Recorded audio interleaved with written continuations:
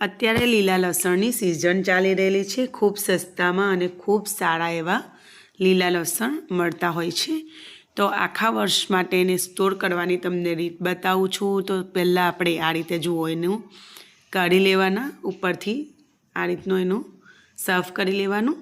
આ રીતે મેં 1 કિલોગ્રામ જેટલું લસણ લીધેલું છે લીલું, એની ઉપરનું આ રીતનું બધું સાફ કરી લઈશ। છરી વડે આ રીતે જુઓ કટ કરી અને આ રીતે આપણે કાઢી લેવાનું।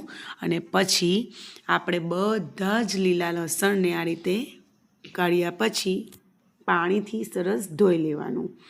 તો ખુલ્લા પાણીથી એકદમ સારી રીતે 2 થી 3 વખત આપણે એને ધોઈ લઈશું। તો જુઓ આ રીતે મેં એક મોટા ટબ અથવા કોઈ પણ વાસણમાં તમારે આ રીતે એને એક જ દિશામાં બધા રાખવાના, એટલે તમને સરળ પડશે।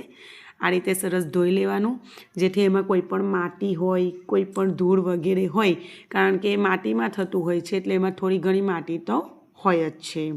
તો એને આ રીતે તમારે સરસ સાફ કરી લેવાનું।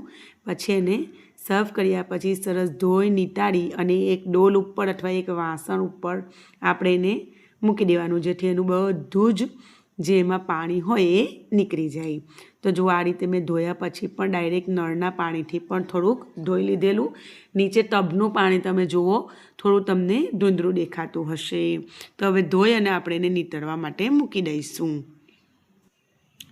આ રીતે આપણે પાણીને નીતાળ્યા પછી સરસ કોરા થઈ જાય, જો થોડા ભીના હોય તો તમારે ચોખ્ખા કપડાથી લૂછી લેવાના। હવે પછી આપણે એના આ રીતના નાના નાના બંચ બનાવી દેવાના અને પછી આપણે આ રીતે કોઈ પણ ચોપર, મેં પાટલીની હેલ્પથી કરી રહેલી છું, કોઈ પણ ચોપરની હેલ્પથી પણ કરી શકાય। તો એની ઉપર આ રીતે ગોઠવી અને શાર્પ છરીની હેલ્પથી આપણે એને કટ કરી લેવાનું। તો આ રીતે આપણે એને કટ કરી લઈશું। હું હંમેશા ફ્રેન્ડ્સ આ જ રીતે કટ કરું છું, બહુ જ ઓછા સમયમાં।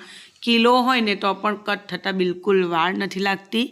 તો 200-200 ગ્રામ જેવા બંચ બનાવી લેવાના આશરે, અને આ રીતે ફટાફટ કટ કરી લેવાના। નીચે આ રીતે મેં એક મોટો થાળ મૂકી દીધેલો છે, તો કોઈ પણ મોટી ડીશ મૂકી શકાય અને એમાં આપણે કટ કરીને મૂકતા જઈશું।